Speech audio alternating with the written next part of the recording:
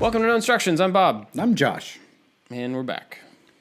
It's been a minute. It has been a little while. I don't even remember the last time we recorded. It was before Christmas. So... Because we had Christmas, and then... Oh, yeah. I got sick. I got super nasty sick for like a week. My wife got sick. Mm-hmm. I didn't. I think she was the outbreak monkey. Yeah. We were all, like, shooting stuff here and working together, and she was working with us, and she kept going, like, don't get too close to me, don't... And then everybody got sick. But me. Good job. Yeah, it was totally something that I did. So now I have to... I'm working on the... What's this thing called? I'm out of sorts. Yep. The... What is this called? Aston Martin. That's the word I couldn't think of. The Lego Aston Martin, the James Bond car. We've talked about this before. It has multiple bags with the same numbers. There were like 3 number 1 bags. Mm-hmm. There are at least 2 number 2 bags. But it doesn't say that in the instructions. So Mine doesn't have any numbers. that's also strange. And I think I figured out because it's a Technic like 2-in-1. So I think it doesn't mark the bag because there's 2 different possibilities. So there are 2 different books based on what you want to do. Oh, so I think if they were to label the bags, it would confuse one set versus the other. True. All right, I'm going to dump bag number 2, bag number 2A, that even has a sub-bag in it. The thing is, I don't know if you actually have to move through these in sequence or if you have to dump all the number 2 bags at the same time. Have you hit an impasse yet? I don't think I did on the first one, but I don't remember if I dumped them all at the same time or not. Mm-hmm. I don't know. Whatever. How was Christmas? It was really good. It was probably my favorite one yet. Really? Yeah. Wow. Why is that? I don't know. This was the first Christmas in our new house. Mm-hmm. I remember back to last year when we were in the RV on our friend's property on the farm, freezing to death because the propane ran out Christmas morning. And it was like 19 degrees outside. And so thinking back... By the way, you do have to open all the bags. Go ahead. Okay. That's good to know. But like thinking back in comparison to last year, like where it's in a really good place. Like in all the metrics, we're in a really good place. And it was just nice. Tiff and I decided to have our own smaller, I almost said Thanksgiving, our own smaller Christmas on Christmas Eve. Like on Christmas Eve, we open up the Christmas jammies. And then after the kids go to bed, we've started doing just our gifts between the 2 of us together. So that Christmas morning, the chaos that is Christmas morning can just happen. Right. I can just sit back and watch the madness and the quieter, more intimate Christmas between Tiff and I is already done. So, the Christmas, a couple questions. The Christmas jammy thing, that's a family-wide, everybody gets jammies, right? Everybody gets Christmas jammies. What were they this year? Are they the same? No. Oh, just everybody gets new jammies. They're Christmas themed. Gotcha. I get my wife something silly every year. And I got her like a zip-up onesie. Whoop, lights are going out again. Oh, this was fun. Motion sensor went off again. So if you're watching the video, everything just got dark because apparently the battery died or we're too far from the motion sensor or something. Automation does fun things sometimes. So what's really funny, Josh is not in here. He's going to get a motion sensor to set. The one at his desk dies on a regular basis, so he'll just be sitting there working if I'm in the shop, and the lights will just go out on him. And he can't turn them back on without getting up and walking across the room. That hasn't happened in a while.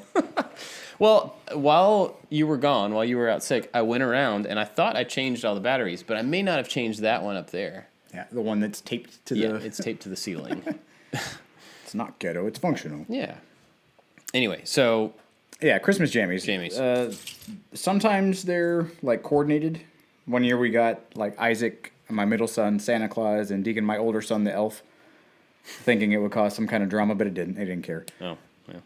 Yeah, so Tiff got... I mean, I don't sleep in pajamas, but so she got me, like, a nice pair of shorts and a mouse rat t-shirt.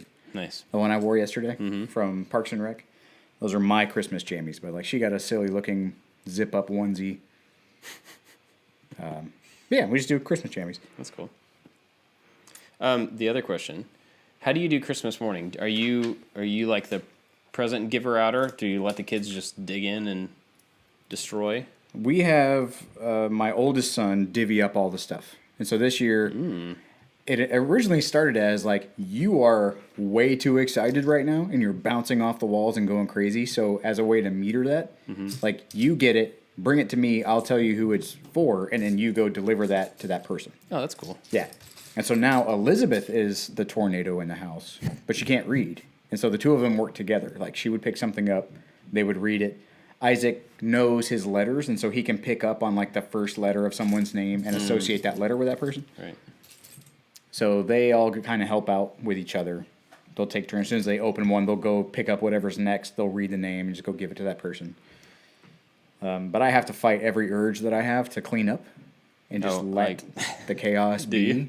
I clean as we go. I try my best. And as soon as they start tearing, I'm like, here's the trash bag. And Tiff's like, just let them have this. I'm like, I'll slowly. It makes take it all the less paper. enjoyable for them, though, if they can't find the thing, if they can't find their pile or like the thing that they just opened, if it's already covered by the paper of the next thing. That's what bugs me is it seems like, it seems very frivolous if it is mixed in with the trash. Yeah. Like they're already not enjoying that thing or taking that thing, whatever it happens to be, to heart, because now it's just in with the garbage and they're just like, what's next? What's next? What's next? I know that them being kids, I get that. But I don't know, that bugs me. That is kind of an interesting thing. I hadn't really thought about that. It would be, of course, their impatience would make this difficult, but it would be interesting to make them open one thing and like not be able to see what's ahead, right? Not see the pile of presents under the tree, but like, here's a present. Open this present. Play with it for 20 minutes. Mm-hmm. Enjoy that thing before you get distracted and go on to the next thing. Yep. Because our kids, we overbuy every year. We always give more than we plan to, and so by the time they get everything unwrapped, they're just like, I want to play with this and this and which I was there too, but I wonder if they would enjoy it more, other than the impatience, if they were forced to like, this is the only thing you get to enjoy right now. You can't be distracted by the next thing for 20 minutes or whatever.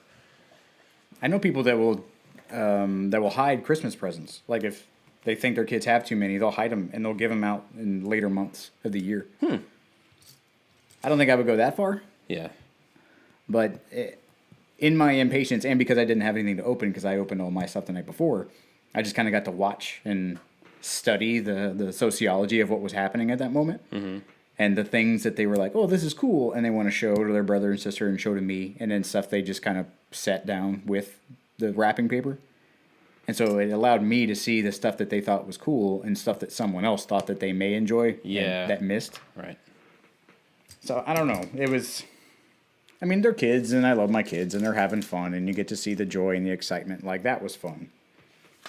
But at the same time, I wanted to clean up because I knew I was going to have to do it eventually anyway. Yeah. But I'm a clean-as-you-go person by nature, and so just having the house just full of paper that I was eventually going to have to clean up. Mm-hmm. And it was like, I don't know if you watch The Office that much, but there was one where they had a cafe disco, and the one stuck-up snooty lady, Angela, was trying to clean up, and he was like, don't clean up. And she's like, you won't let me have any fun. Like, that's how I felt. It was like, stop cleaning up. I'm like, this is my day, too. I don't remember that. I did watch The Office a lot, but that's funny. I was thinking about, while just that day, watching them open stuff, and then after the fact, just thinking about the difference between, and I've thought about this before, the difference between my kids' relationship with toys and mine when I was a kid. Mm-hmm. And we may have talked about this. I don't know if we talked about it on the show or just like at lunch one day or something. What was your relationship with your toys? Not the toys in the house. Because I know you have a brother and sister, and so there was there's a certain amount of toy that gets its house toy. But like your toys. Were those things that you just played with to death? Were things you cherished, things you kept track of? Or was it just like, here's the thing I got, I play with it sometimes, and I throw it down until I run across it the next time? My toys were, I would say a mixture of both. Like, my toys were mine. and my brother had his toys. And What was the age gap again? 3 years. So my brother's 3 years older than I am. I remember specifically, he had G.I. Joes, and I had like the Ninja Turtles. We both had Legos. My sister is 7 years younger than us. I mean, and she's a girl. She has girl toys. So there was no interest in any of that stuff anyway. Yeah.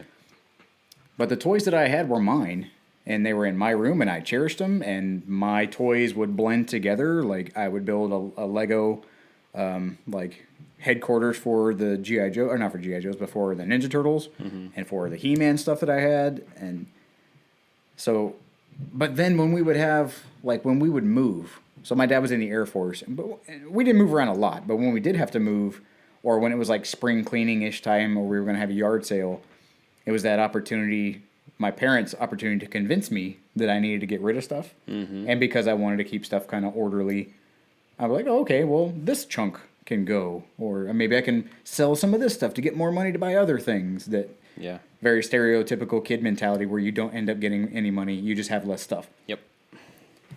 I totally. So as much as I cherished the toys that I did have, they were gone. And I don't know where they went.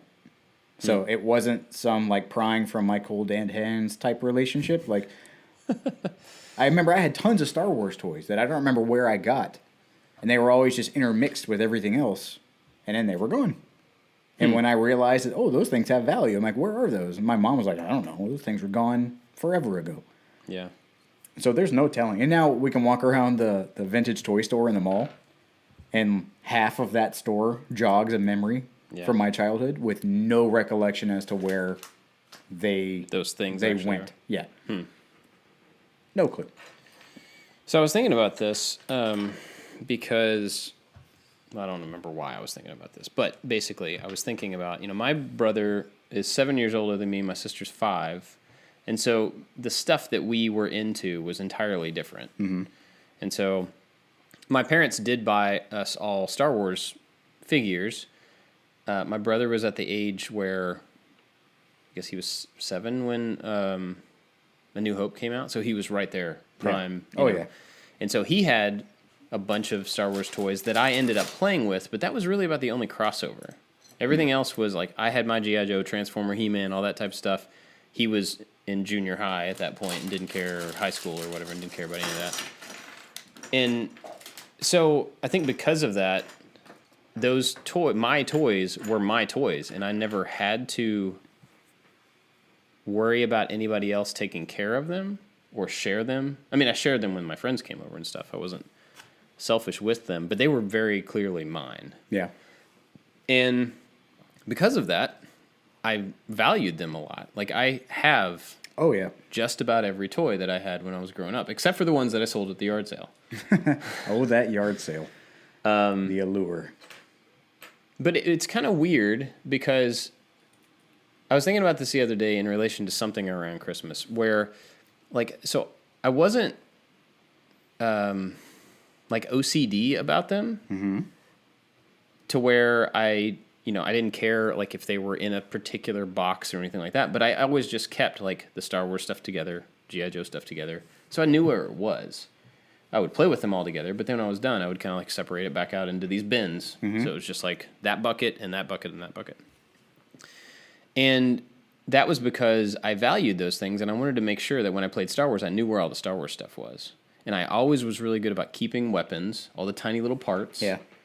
Which, as a toy collector growing up, I'm like, oh, well, I value the little things then when I was a kid, and now I value those in a toy that's collectible, because the little things are what cost money, right? Oh, yeah. So looking at the way my kids enjoy their toys, we have 4 kids very close in age, so rarely does anybody get a toy and it stays their toy. Yeah. And part of that means that it all goes into the same buckets, which means there's no separation, which means it's devalued in their eyes. None of my kids are super into Star Wars or whatever the toys are now. It's just it just goes in the bin with everything else. And when they go play, they grab a handful of stuff and they play with it, which is great. That's awesome. I'm not complaining about that. But it's weird because I have this tendency where I see Legos on the floor I want to go pick them up and put them with the Legos to make sure that they don't get lost. Because if you ever want to make that set again, you can't make it because those pieces are going to get kicked under the couch and kicked down the vent of the air conditioning. And, whereas I was always like super like, I don't want to lose these, My kids just have a really different relationship and probably, honestly, a more healthy relationship with their toys. I don't know. I mean, that's debatable. Because, my kids are the same way. Like, when we lived in the RV, we didn't have a lot of space, and we had to pare down, like, tons of stuff that we had. That included books and toys and all the stuff. Yeah. So, the toys that the kids have now in the house, cumulatively, minus the birthdays and the Christmas that we've had since we've been in the house, are significantly less than what they used to have. Mm-hmm. And it was a little more individualized. Like, Isaac had his own room, Deacon had his own room, but still, we went into the RV when they were all really young. So now we have a toy room downstairs that has, like, communal stuff, and they all have their own room. So there's stuff that belongs to each one of them, but it kind of intermixes. Right. Isaac is really big into trains. So if I know that there's a train somewhere, I know it's his. Elizabeth is the girl, so she has the girly toys. Deacon has Legos and, like, science kind of kits, and so I know that those things belong to them. But I'll find little pieces in someone else's room. Yeah, they just get carried around. Yeah, or if it's on the couch, for the most part, I can hone in on, like, this belongs to kid X. Mm-hmm. But it's the mixing of toys into just, like, a shared entity in the house is far less than it was when we were in the RV.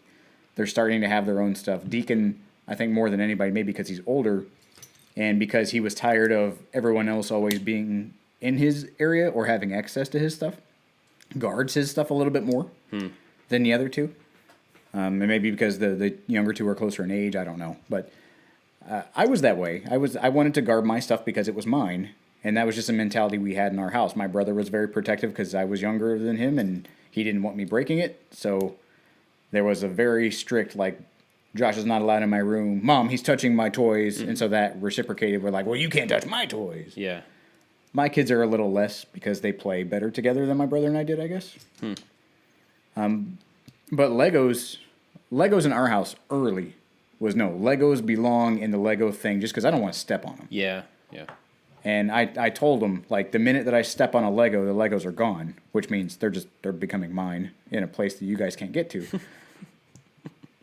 But that rule will always stand in our house. And so hopefully Legos will become kind of a thing because they have a special rule that none of the other toys seem to have. Maybe. Yeah, maybe end up being kind of like a thing that they share. Like they're forced to share, and then it just becomes a thing that they get to do together. Well, my wife and I had that conversation specifically about the Legos, whether or not those need to be moved out into a communal place, because right now it's in the Lego table in Deacon's room. And I don't think that, like, the Legos that we're playing with right now, not the Duplo, the bigger ones, I don't think the little kids who are 3 and 4, like, I don't think that they should have those yet, because they don't value the, like, this is a piece of something bigger, or it's just a tiny little thing that they can scatter. And so I don't quite think that they're mentally prepared for the responsibility of the landmine that could be the shared space with tiny Legos everywhere. Yeah, yeah. So I vetoed the idea of it becoming a communal Lego table rather than the thing that's in Deacon's room. Well, it's interesting because we did the same thing where, like I said, all the Lego pieces, big boy Legos, because my oldest is a boy, so they became big boy Legos first, then big girl Legos. But those went into a big bin so that everybody could play with them as they got old enough to. And we have so many that table I built for YouTube filled up a long time ago. And, like, you can't even move, you can't stick your hands in and move it around without it spilling over, literally spilling over the sides of the table. So, but then at the same time, it's a huge thing for our family. Every single one of us loves to build. And so we continually get more. We had so many Lego kits for Christmas. It's my fault. I get it. But there are so many that we can't put them in the table. They can't become, the community. They're an overflow. Like, yeah, junkyard of Lego. So, but also, all of the kids are old enough now. Youngest is 6, oldest is 11. Good grief. They're old enough to value, I built a Aston Martin. I want to keep it an Aston Martin for a little while and actually play with it. You guys have a lot more completed or like mostly completed sets around your house. And that's fairly recent. Yeah. Because I think they're all starting to be like, oh, wait, this is a toy. Like, you make a toy, and then you can play with the toy. Yeah. You know, they're getting that thing. Which, I mean, when I was growing up, I didn't really do that. I would build it and be like, oh, cool, and then take it apart. And then it would be the thing that I built other random stuff with. Yeah, I was kind of in the middle. Yeah. I would add on to the thing rather than just tearing it down and building something fresh. But because they're starting to value those as toys, they're taking a little more ownership of them. And so it's weird that all of a sudden, whereas we've all had like communal everything, even communal Legos, now we have sets that are starting to end up like on shelves and on desks and on tables and in corners that like, I'm putting this here so that, you know, anybody that comes over doesn't destroy this thing. It's together because it's valued. Yeah. And It's I think that's interesting. It's just a weird change for us. Yeah. It's cool. I mean, Now you got to make space for the bigger pieces and not just Yeah, exactly. the tiny components. Yeah. Which So- I cannot find a tiny component right now. Looking for a tooth gear. Oh, Black. okay. So my daughter got a set recently for Christmas or after or something. She's the only one with her own room. So she tends to have like her doll. She's also the only girl. So she goes in there. She has her dolls. Nobody else really messes with them because nobody else wants to. She has certain Lego kits that are hers, just because of what it is. Anyway, so I go in there. She's building on the floor, which is super cool. She's knolling naturally by color, and I was just like, "Dang it, Deacon did it too. dang it! Don't be the one." Why? Why is I'm that? just kidding. But it caught my attention because it was not something that I've taught her, right? I've never sat down with a set and done that because that's just not how my brain works. But so it was interesting to see her do that on her own. And it wasn't a big set. I don't know that she was doing it for the sake of being able to find things or just like, oh, there's a pile of a bunch of colored things. Maybe I should just separate those out by color, you know. And I didn't say anything to her or whatever. I don't care. But it was just interesting to see something that we all do together, you know, that we've sat down at the table and everybody builds their set that they got or whatever. And to see her take that approach to it all on her own, not having been influenced by me or anybody else, you know. I think if my parents and I sat down, we would all do it very differently. Yeah. Yeah, I'm sure we would too. Yeah, I don't know if that's a school thing or if it's something that your mind just kind of naturally gravitates toward because, I mean, you try to be orderly. Most people try to teach being orderly. And when you look at a pile of Legos, it's absolutely not orderly. I mean, it is to some extent. Some of the pieces are similar size, and the little ancillary bags kind of come with the same blue pegs or black pegs. But, I mean, even this forklift has a lot of really long connects type pieces. Or not connects, this is a Technic. Sorry, not connect. A Technic piece. And some of them are slightly longer than the others, but they're the same color. And so naturally, just to avoid confusion, like even in front of me right now, I have some that are grouped together. That's what made me think of it. Yeah. Because I saw you were kind of breaking them apart. I think the knolling to the like tested extent where like all the pieces, like it's all right, stop, let's get everything in the world here prepared. Evenly spaced. Yeah. Stuff like that.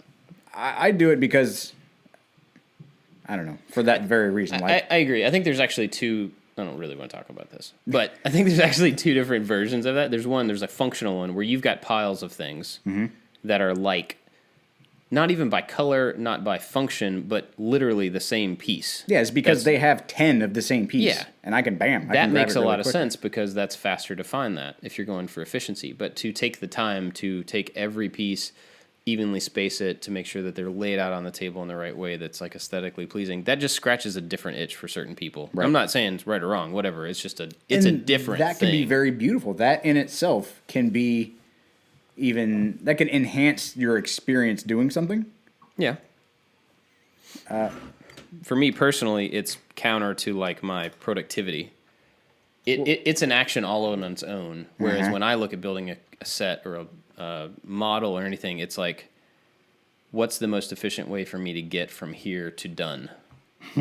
Which is not, I mean, and I enjoy that process. A lot of people enjoy taking it slow and taking their time and whatever, but I cannot find this piece. what piece I are you enjoy looking for? the hunt. I'll help. Yeah, I do too. And so there's part of me that's getting irritated, and then part of me that's going to be like, this is going to be great when you finally find it. So one thing that we've talked about this before too, but one thing that I've been doing recently with my oldest son, he's found instruction books and he wants to rebuild sets that are in the junkyard. Yep. That's so satisfying. I love doing that. Oh, it's so good. And I think it's because I like it stimulates my brain to look at a pile and like scan and look for the detail that makes a piece stand out and be unique enough to catch my eye. And so like he'll show me the back page where it has a bunch of different pieces. You know, like it shows you how many of each piece in there. And I'll look at that page and I'll pick out 2 or 3 unique things or 3 or 4 unique things and try to remember those pieces and their color and their quantity and then start scanning the bin. And it's just like a fun puzzle. It's like juggling for my brain. It's just like holding it all up there and like, what am I looking for? And scanning and trying to remember the 4 things that I should be looking for. And it's Waldo. It's a functional Waldo. Oh, that's a good point. I loved Waldo books. There were many road trips where I was completely occupied, all by myself, going through Waldo books. And it's something now that I will look at with Elizabeth, and she kind of enjoys looking at it. But I dig that. I dig that kind of treasure hunt. Like, it's the super minute attention to detail. And those were things in the military that I did really well. That, like, you will blindly follow instructions from someone that you don't respect. That part, not so much. But, that should be on the T-shirt you get when you join the military. Yeah, there's certain parts of you that could be super anal and you're rewarded for it. But then the parts of you that don't like to listen to idiots, like that part's going to struggle daily. Maybe it's in your pile. What are you looking for? I'm looking for I can help you scan for it. This black Technic gear. Are you sure it's black? It's not dark gray. It appears black. I have some that are dark gray. I put it on because it'll interact with this guy. Well, and the smaller one didn't fit. Okay. So it needs to be able to fill. Look on the back page. This space. Look and see if there's a separate gray and a separate black. Check the index. If it counts them separately, then you know you've lost it. If they're not separate, then... See, that's the big gear. I have that is there. Times 2 of those, and times 1 of those, yes. So it should be. It should be black. Yes. Okay. And so this is the part of Lego that I love. That I go, they forgot to give it to me. Every single package. And then I look in the bag and I go, oh, it's your fault, dummy. Did you use the black one already in the set? I checked. On purpose. Oh, wait a minute. Here is one. Okay. Let's go back. Should that be gray? I don't know. No, that's a big one. That's a different gear. That should fill this whole space. That should be, if it says 1, that's the one. So maybe I use this where I shouldn't have used this. Ooh, I think you're right. I think that's a tiny one. There you go. Good job. Yep. It's what I do. That's you know, right. It's what I do. There we go. Again, see, this makes me happy. My fault and my lack of attention to detail just went, that was a learning opportunity, and you should have known better. All right, so now I got to figure. I'm putting fenders on here, which is pretty cool. It's actually starting to take shape. It's kind of a complex way to put the thing on the thing with the thing. So what'd you get for Christmas? Kind of cool. Let's see. What did I get for Christmas? My wife is so much better at Christmas than I am. We think about the kids a lot. I think about the kids a lot. We get the kids a lot of stuff. And I forget to get my wife as much as I would like to give her. What is this thing? What does that go to? It just hangs off the side. The big thing she got me was an Apple Pencil. I got the new iPad recently. And I buy myself stuff all year long. And she used to tell me at like beginning of November, she was like, don't buy yourself anything else so that I can get you something. But she's forgotten to tell me that. And I forget that Christmas is coming. That counts as permission. It's her fault. No, but like I just tend to buy, I'm an adult. Like and you're extremely practical, so something... I try to be practical, but when it comes to stuff like this, like Lego sets, I do splurge more than I should.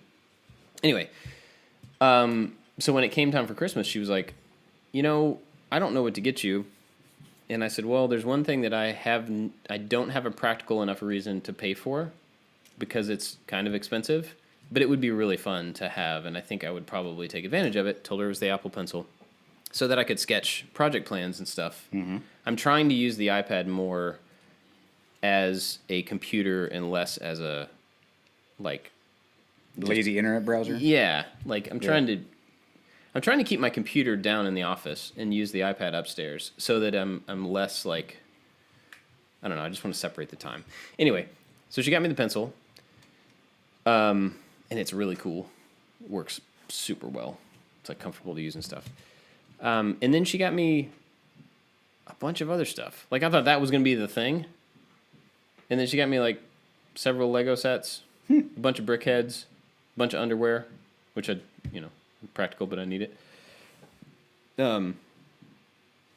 What else? I don't know. I feel like she got me a whole bunch of stuff, and I got her like one thing. But then after, she had told me that she wanted a food processor, and I completely forgot about it. So that I bought her something. I don't even remember what I bought her. But then Christmas night, after Christmas was over, I was like, oh wait, she said food processor. I totally forgot. So I ordered it and told her like I just spaced. It'll be here in 2 days, and then it showed up.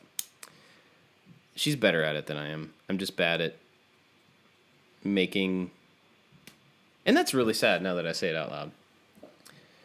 I'm bad at getting gifts for her a priority.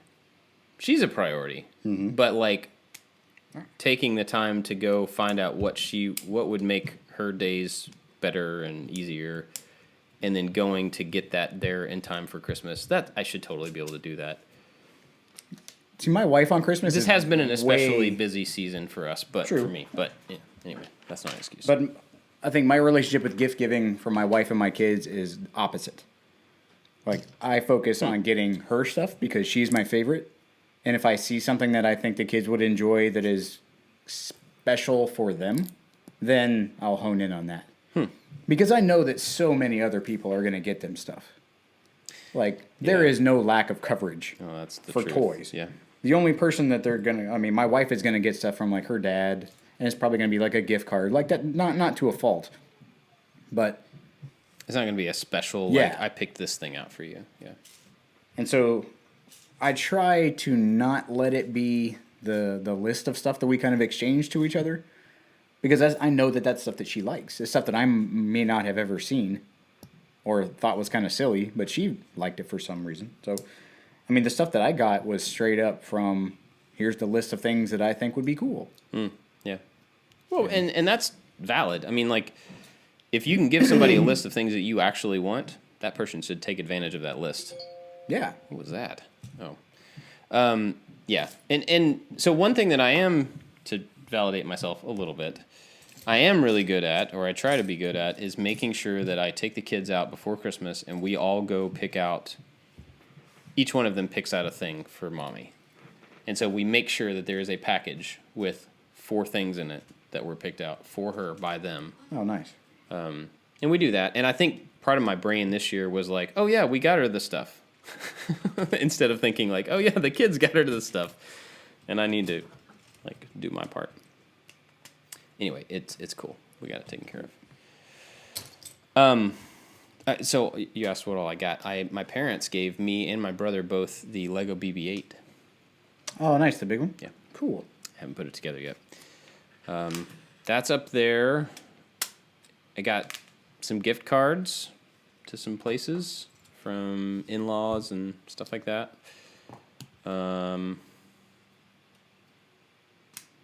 Back to a point where you are difficult to get gifts for. Yes. That is true. I have a gift for you. Oh, really? It is extremely late. Oh, but well, you don't have to do that. I know I don't have to. But, and you can play with it on here. Oh, ooh, Yeah. okay. You can share it with everybody. Sweet. But it's very late. Yeah. I didn't know it was coming, so that's fine. But at the same time, I was like, what could I get for Bob that he doesn't already have? Or he hasn't thought about getting for himself? Yeah. I'm like, ooh. So it's a thing. Oh, dang. Yeah, I know. I was hoping shucks. Yeah, I'm bad about it. Because like when movies come out, I still buy physical movies. If there's a movie that I want badly enough to own, for the most part, I'll buy it. And if I'm going to buy it physically, they're always cheaper the first 2 weeks that they're on the market. If you go to Target, if you go to Target, the movie will be at least like $5 cheaper than it will be, after it's been. I don't know how to say that. The new release is always cheaper. Ow. Blood shed by Lego. So, if a movie comes out that I want, I usually get it right away because that's the cheapest it's going to be. Mm-hmm. Unless you want to wait a couple of years and it's in the clearance bin. So that pretty much cuts out like all movies as gifts for me. Yeah. I would say that my interests vary so much, and from month to month. Like if I were to make a list in July of things that like, man, this would be a super awesome Christmas present. Like I would probably forget what they were. And October time, something else would pop up. Yeah. See, I'm also in the fortunate and weird position that basically everything that I'm interested in can be a work expense. This is true. So I can turn guitar parts into a project, and then, whereas that's something that typically you would be like, oh man, I'd really love to have this thing for music or this thing for, this model or this book or this. And I can like turn all that into expense. Speaking of, you got a present. I did. That you haven't talked about. That was one of the things that was on the top of my list was build your own bass guitar kit. Because I play the bass guitar. When you say it like that, it sounds like it's made out of like food. It could be. To me. I don't know why. Go ahead. But I played the bass since I was in freshman year of high school, probably. And I've had a couple, and then I've sold a couple. I think I've had four basses altogether, and I've sold them. What kind were they? I had my very first one was a Semic Stage 5, a 3/4 size bass. So it was a bass guitar that was the same size as a regular guitar. Yeah. It was cheap. It was $100 cash. And then I had an Ibanez, was it SR10? And then I had an acoustic bass. And then I had a bass in the last church that I played in that they were buying a bass. And I was like, hey, you should get this one. And it was a custom bass that someone had made. And it was the same price as like a decent size bass. So, or a decent price bass. It was beautiful. And so now I'm building my own. But I'm not building the whole thing from scratch. I didn't want to do the neck or the frets. I didn't have to worry about any of that because that's where the precision is. Yeah. So there's a company called Pitbull Guitars. It's in Australia. And they make kit guitars that, you can get a Les Paul or a Stratocaster or tons of different basses. And so I got an Ibanez bass kit. It's a 5-string. It has the body and the neck, the tuners, the strings, the pickups, the bridge, the electronics, the whole deal. And then you can just assemble what they give you. But I took it and I measured it out and I used the body as a template. And so I have now the CNC path that I designed in Fusion for my personal bass, the awesome. Custom Josh bass. It has a little bit of an Ibanez, a little bit of a Rickenbacker Is that what you're going to call it? The Josh bass? Yeah, I want to... The headstock, it looks like a stock Ibanez headstock or headpiece. And I'm going to mill it to be like my own shape and then laser it. Ooh. Yeah. I was going to say you should pocket out like your logo and then fill it with epoxy. You can put some like crazy color in it or something. So it's got like an inlay. Yeah. I thought about it. Some sort of inlay. But the last bass that I had was all walnut. And it was super simple. And I loved it. I loved its simplicity. It was a lot lighter than all the other basses that I had. Like you have the Ernie Ball Music Man, which is a wonderful bass, but it's really heavy. And I don't know. I want it to be simple and understated, but then I draw out all these designs about like, ooh, it can have this kind of inlay, or I can cut this and fill this, and then I'm like, or I have this massive walnut collection, and I had this one board that is a little over 2 inches thick that I've been saving for this project. So I milled it up the other day. I've got my blank, and it's ready to go. Nice. So I just have to cut it. Awesome. Yeah. And so you are actually doing a guitar project. Yeah, I have this guitar that our friend Dave gave me back. Hey, Dave. Hey, Dave. This was a guitar that I had. I think I figured out that I had it when I was in college. Bought it somewhere used. I went through a lot of guitars and a lot of gear when I was actually like actively playing.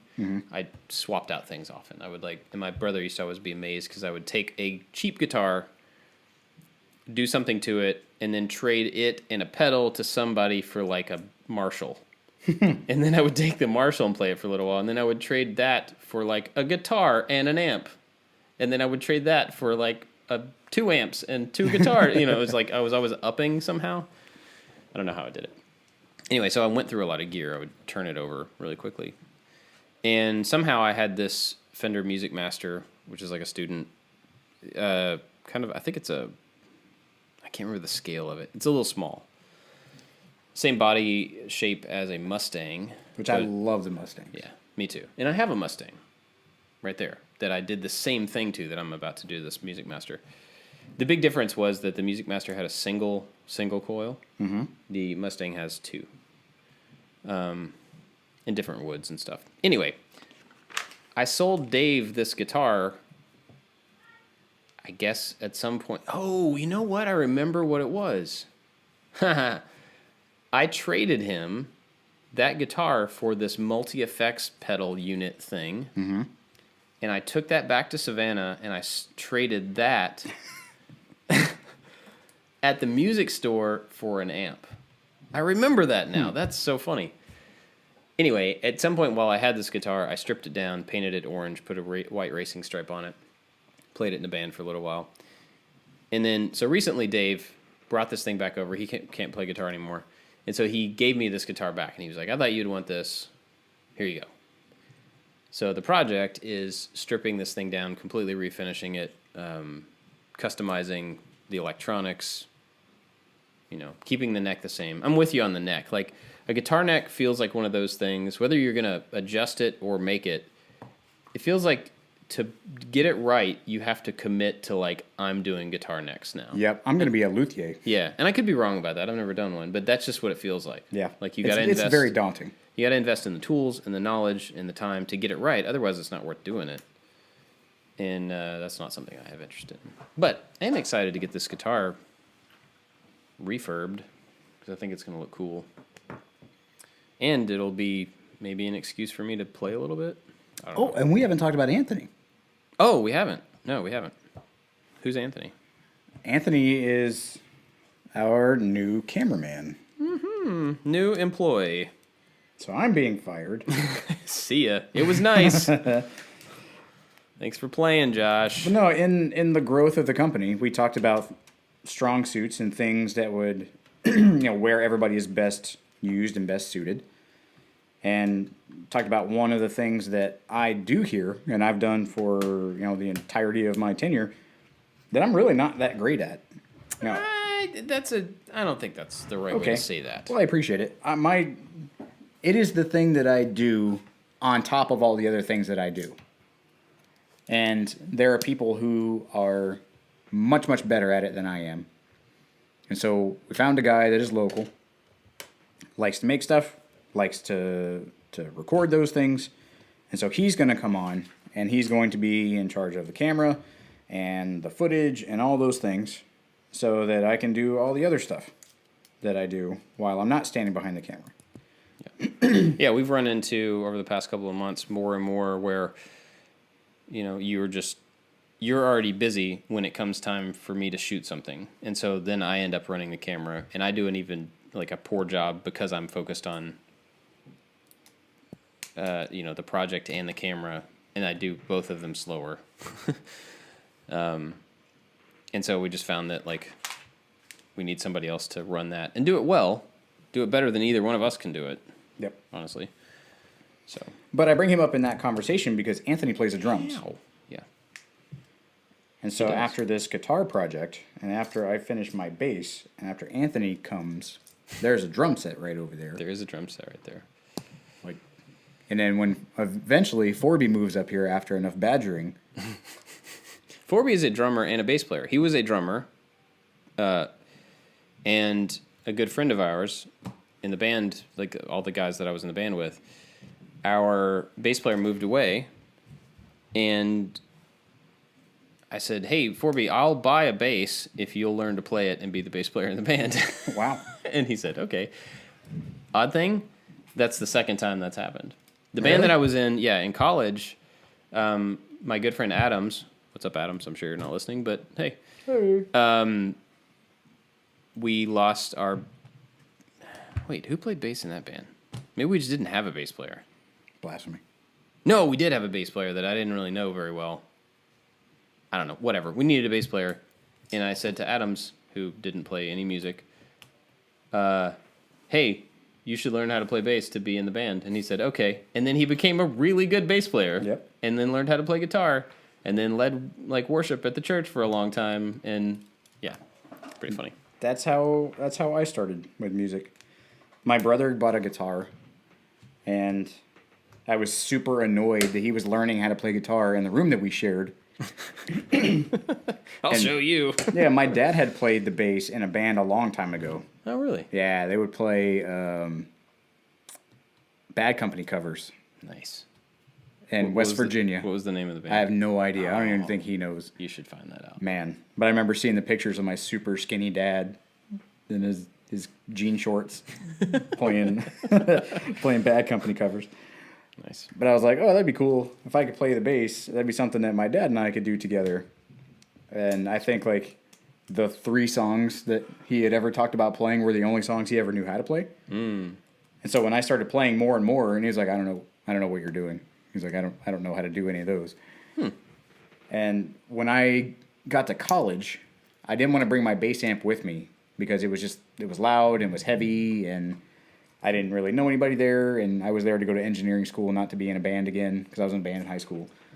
So when I was in one of my CAD classes, I was learning AutoCAD, and I was really bored because I had finished what I was doing, and I bought an acoustic guitar with some of my kickback student loans, because I was fiscally responsible. That sounds like college. Yeah. I bought I don't even know how to say it right, the Takamine? Takamine. I bought a Takamine acoustic guitar that I loved, and I eventually sold. But that's how, I started playing the guitar in church, because the lady who was playing the piano at the time when we were in Belgium, like, they just left, and there was no one to play music. I'm like, well, I have a guitar, and I know the 3 chords it takes to play just about every hymn. Let's do this. That's the truth. And then I started playing music in another church when we got back to the States, in like an actual band, and that was super fun. And then when we moved, they needed a bass player, so I started playing there, but I sold my bass, and so we had to buy another one. So I've always loved playing music. And I have my guitar that's here, that sits over by my desk. I'll attest that we don't really have the time to do it. Yeah. But I absolutely love playing music. And so building my own bass is really satisfying in a couple different ways, because I get to make it. It's a piece of wood that I have, and I get to take all of the things I loved about all the different ones that I've ever made and smush them together and make it just for me. And you get to scratch the maker itch Yeah. of actually making a guitar. That's cool. Yes. I would like to do that at some point, but I already have a bunch of guitars, and so it feels a little like, and that I don't play. Like, if I played a lot, sure, of course, everybody needs a bunch of guitars. But if you don't play them, why make another one? So, and, like, Jenny's on me all the time. Not on me. She tries to get me to play, and I would like to play, but I don't know. There's something about, I don't make the time for it. It's a priority, but not a big enough priority for me to make it a priority,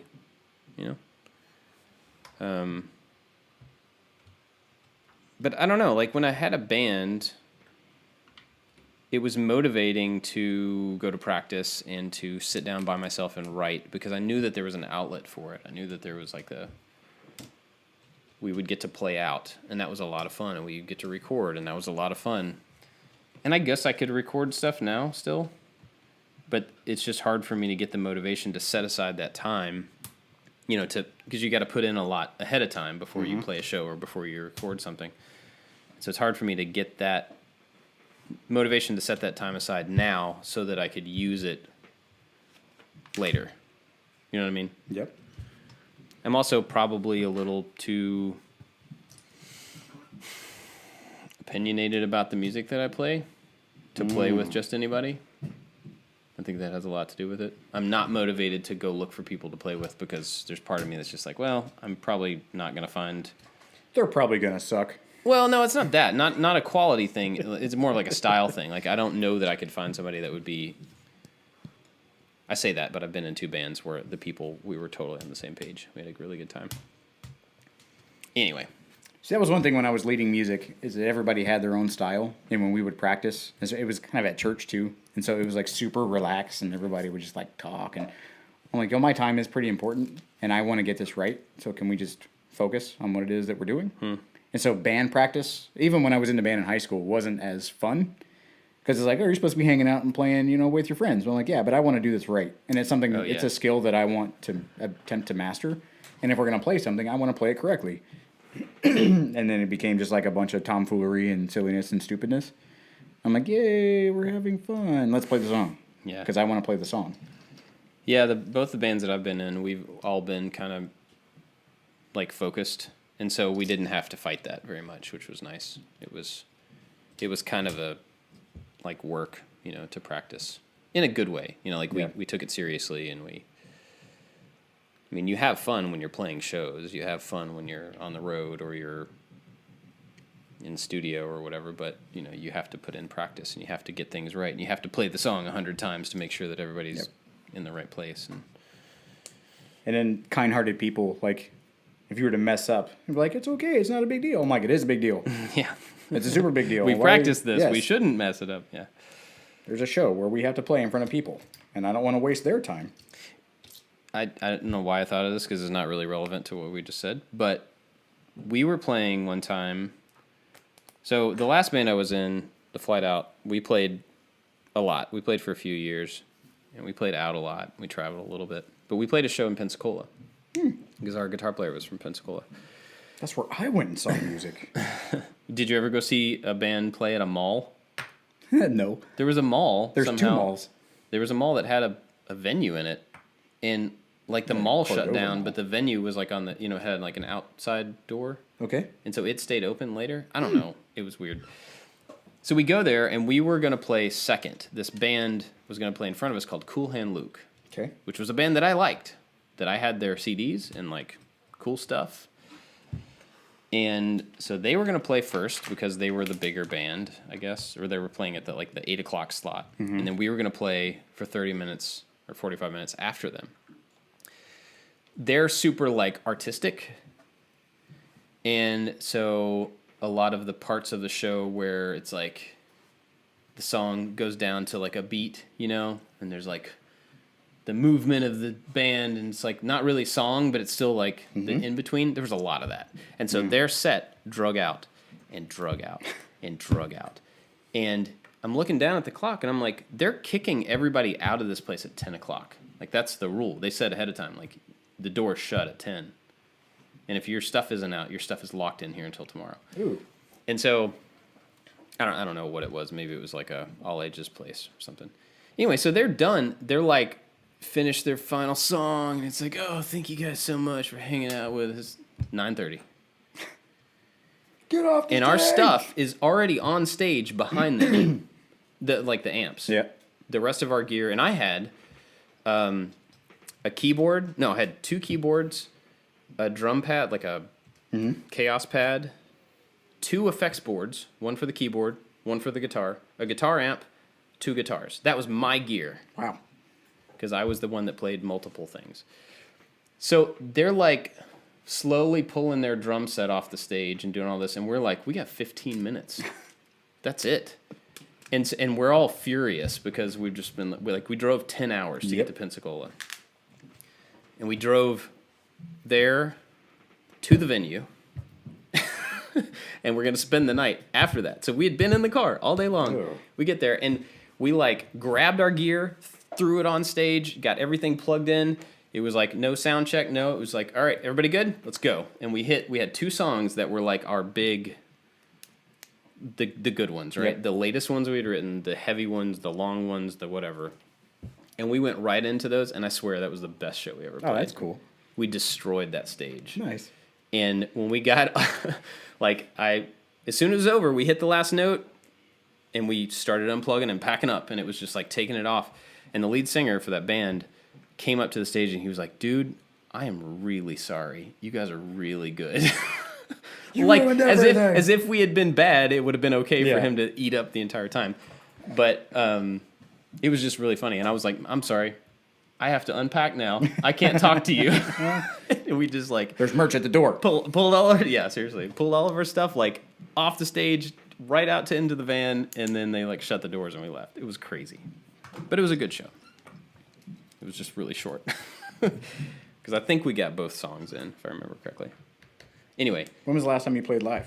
last time I played live. Our last show for that band was over 11 years ago, because my oldest Jenny was pregnant at the time. And so we played our last like big show in Savannah, our kind of hometown, and so all of our friends came and stuff, and it was like a good show. But then we had been booked for an Orlando music festival the next day. And so we drove down the next morning to Orlando and played in this little bar in like the middle of the afternoon. It was like, the festival where they have a bunch of venues and it's just music all day long for several days. And so it was Church Street? I don't remember. It's usually where they had all that I stuff. don't remember where it was. But it was a weird time in a place that we didn't know. And so there were some people there, but not... The night before was like our big show. And then we drove down and played our last show in front of people we didn't know. They didn't know us. Yeah. And it was kind of weird. But I think we went a little crazier than normal at the end of it, because it was like, Gotta this is go the all end. out. Like, Yep. It doesn't matter, Yep. whatever. And these people don't know us, so they're never going to see us again. And we're all dissolving after this. And people were moving away, and we were going to have a kid and stuff. It was just kind of time for it to be done. But I used to play with a bow, Like a violin bow? like a violin bow. On your guitar? Yeah. Okay. So there were a couple of songs where, in one of those two big ones that I was talking about, like I played the last half of the song with this bow, and I was like the big, heavy, kind of sweeping thing in the background. Yeah.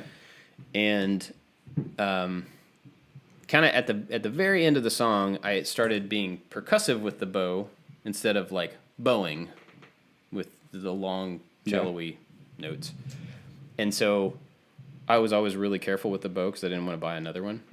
And at the end of that show, the song was over, and I picked up the bow, and there were no strings left on it. Nice. I was like, oh, well, all right. And I just tossed it and didn't have a bow anymore. Never had one since then. Yeah, it was fun, but it was also a very, very long time ago. We're 57 minutes in. You want to wrap it up? Sure. Because I got to go be dad in 6 minutes. Check it out, the engine. Oh, cool. It's got cylinders. It's a two-cylinder, what is this thing? Forklift. Yeah, sounds about right. Yep. Cool. All right. Well, where can people find you? You can check out Instagram at the PI Workshop. Are you going to be posting some pictures of your bass? I have been. Good. So far. Good. Yeah, so you can check out its progress on the PI Workshop or on Twitter at Josh Makes Stuff. Yeah, you're on Twitter now. I forgot. That's cool. Both of us at I Like to Make Stuff. We are currently working on put out a video today, but we've got another big renovation in the middle of happening. So if we're not back next week or the next couple weeks, just be patient with us. We'll be back on schedule, but we've got a lot going on. Yeah. Thanks for listening, everybody. Yeah. Later. Bye-bye.